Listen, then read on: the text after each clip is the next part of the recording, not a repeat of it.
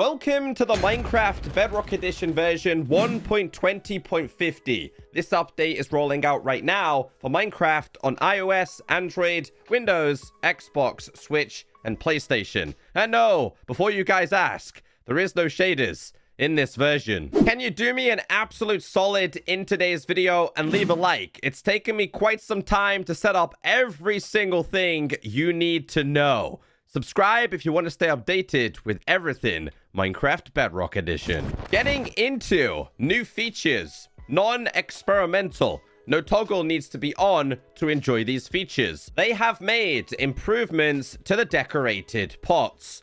Decorated pots now store up to a single stack of items. Now this is the same for a regular decorated pot or the ones you have created with shards.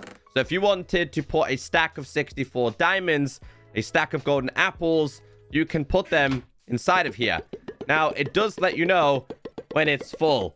It sounds really, really cool, to be fair.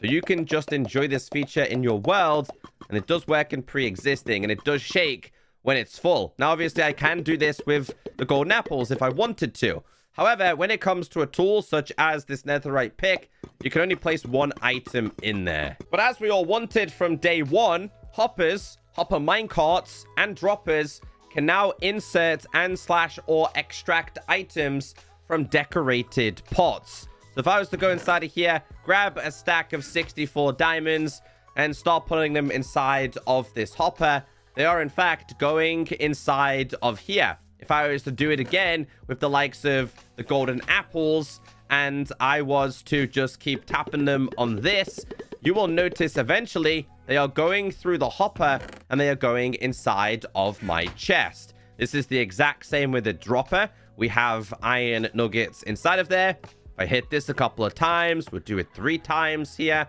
They are now going to be inside of here. So if I was to break this, there you go. You've seen the iron nuggies, which I think ended up in here. Also, these decorated pots and this change also applies with minecarts with a hopper. But also, comparators can now read the number of items in decorated pots. Player interactions with decorated pots cause decorated pots to wobble and emit a vibration of frequency 11.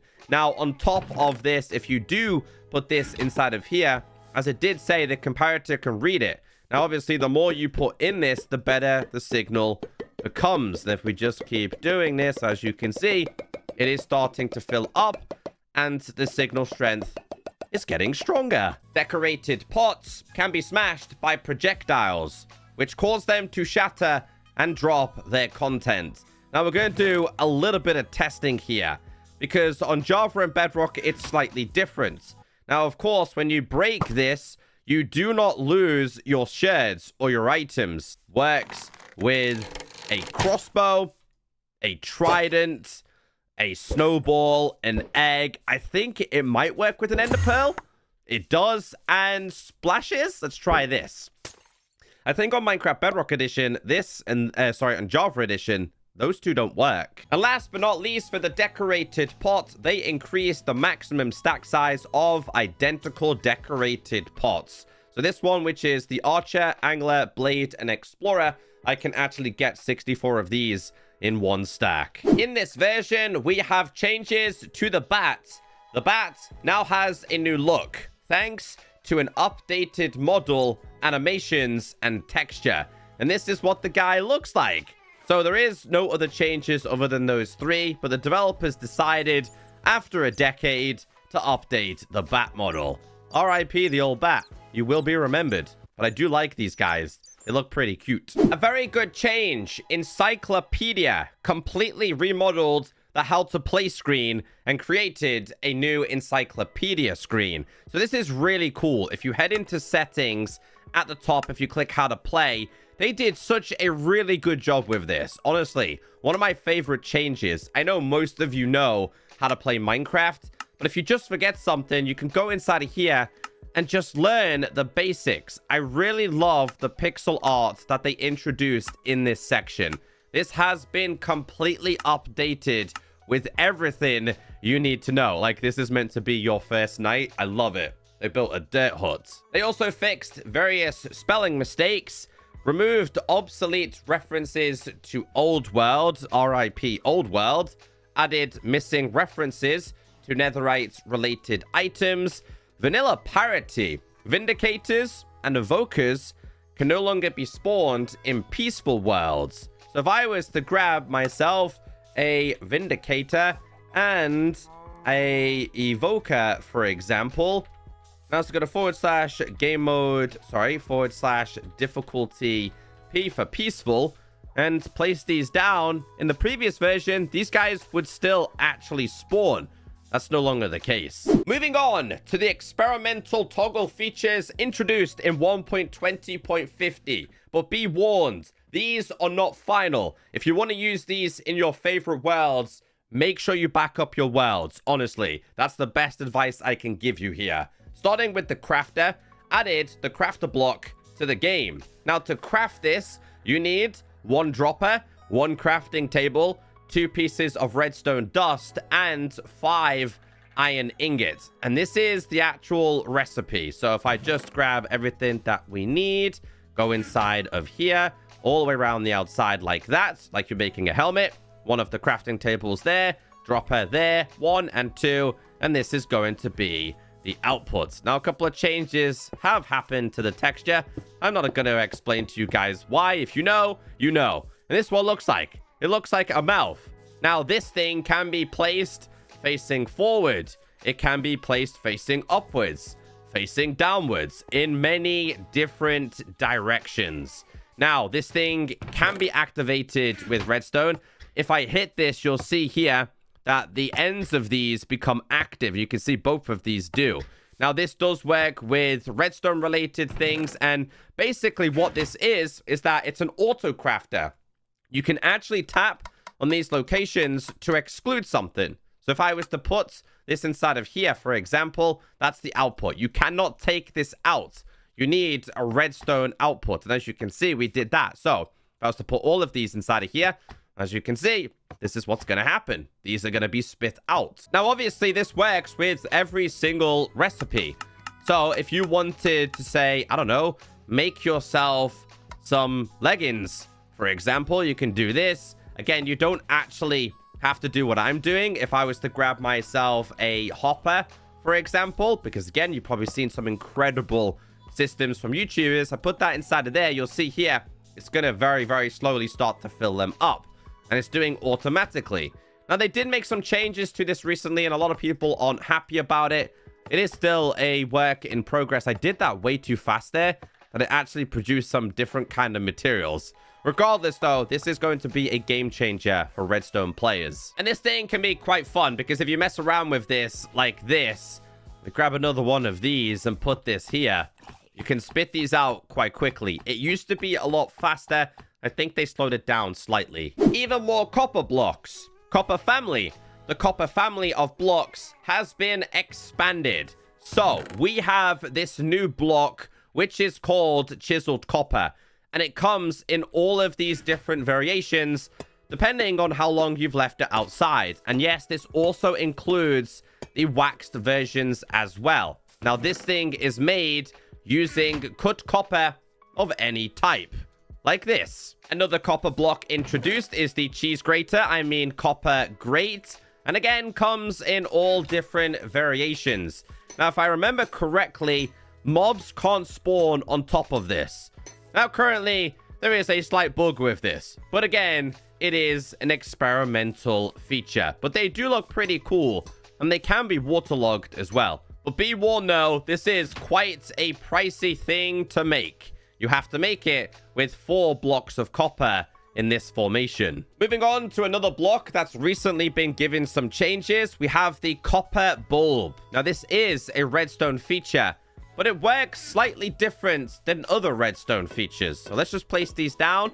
Again, they all come in different variations depending on whether it's weathered or not.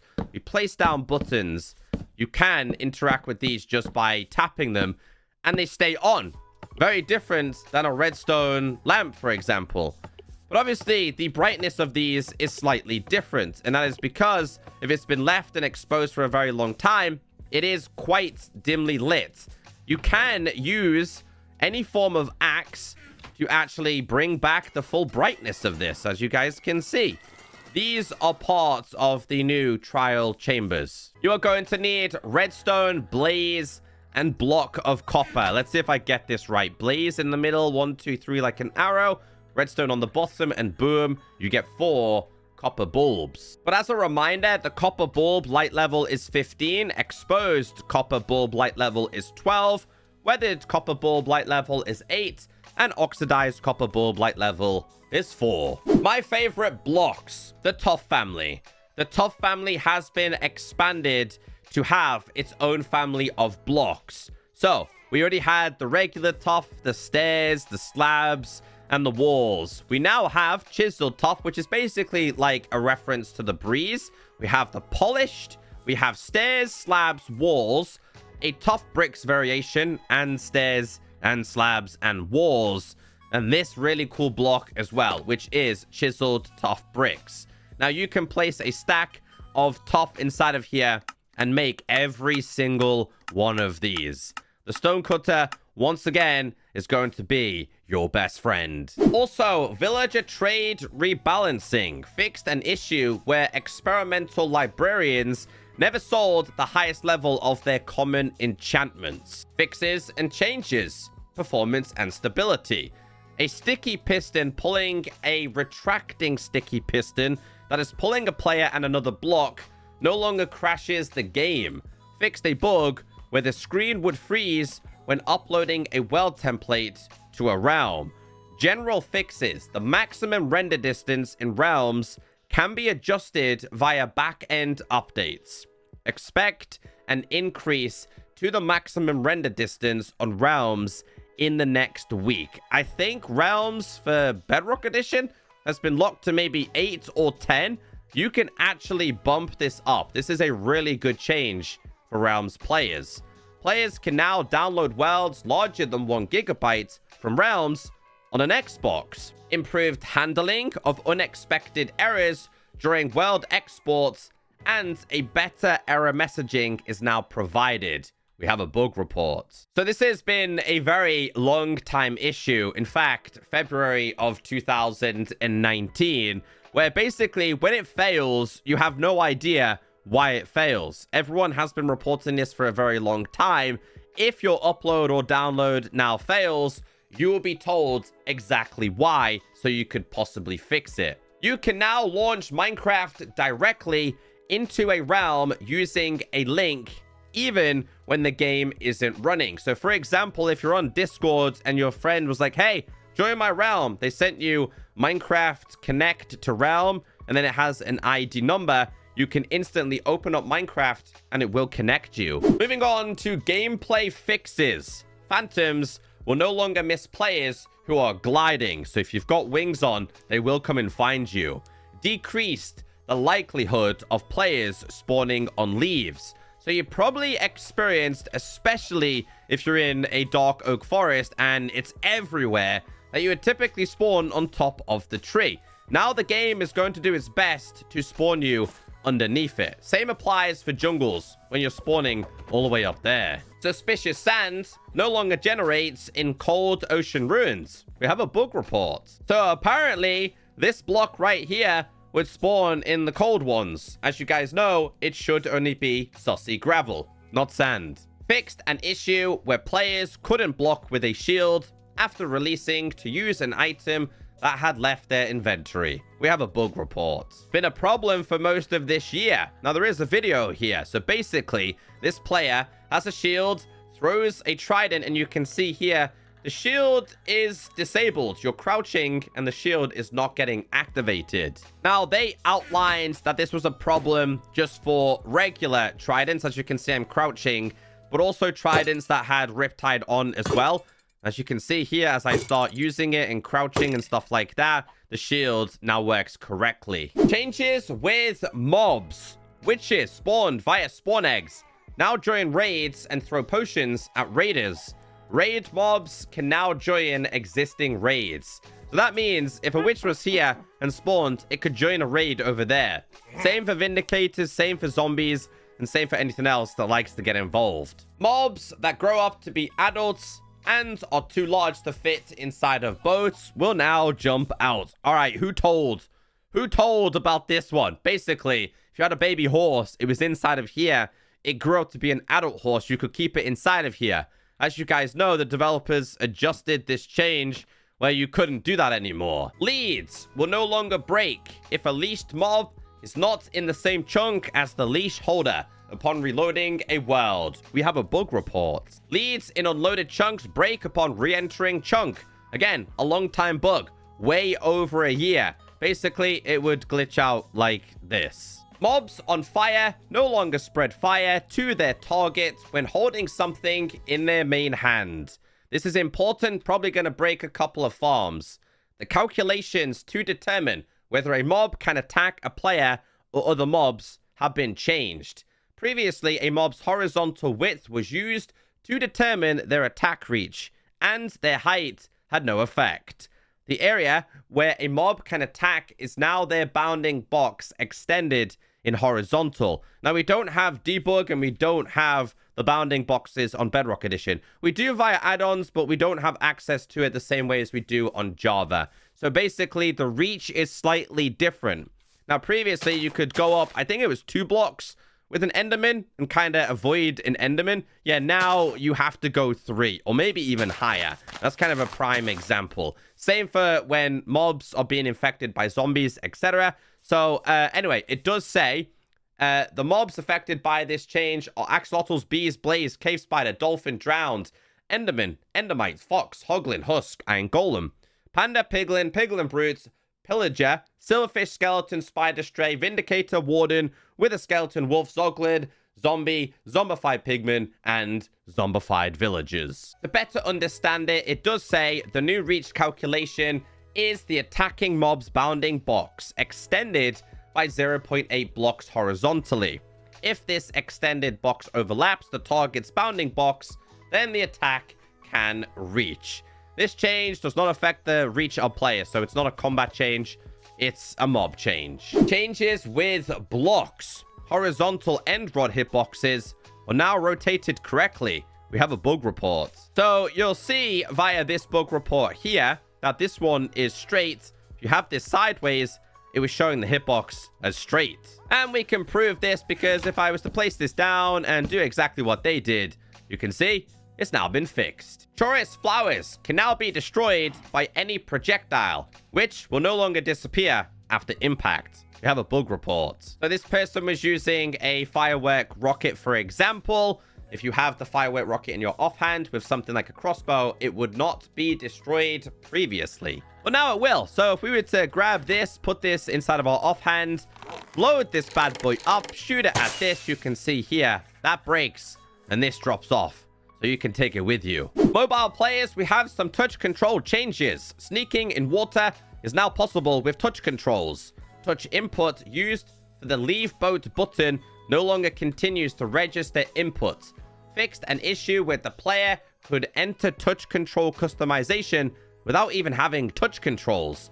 User interface. Inventory option states such as the all/craftable toggle and selected inventory tab are now saved between sessions. We have a bug report. Recipes menu defaults to all items. Check out this GIF. This person right here enables craftable. When they back out of the game and go back in, it's displaying all again. So if you went inside of here, activated craftable, left the game, it will stay on craftable when you join back. The loading screen now displays 3 categories of tips based on player progression. Added a game rule to turn off recipe unlocking, which is / game rule recipe unlock, and you can have this as false or true. But if you go into settings and scroll down, you can just turn this off right here. Recipe unlocking notifications no longer speed up when unlocking a lot of items.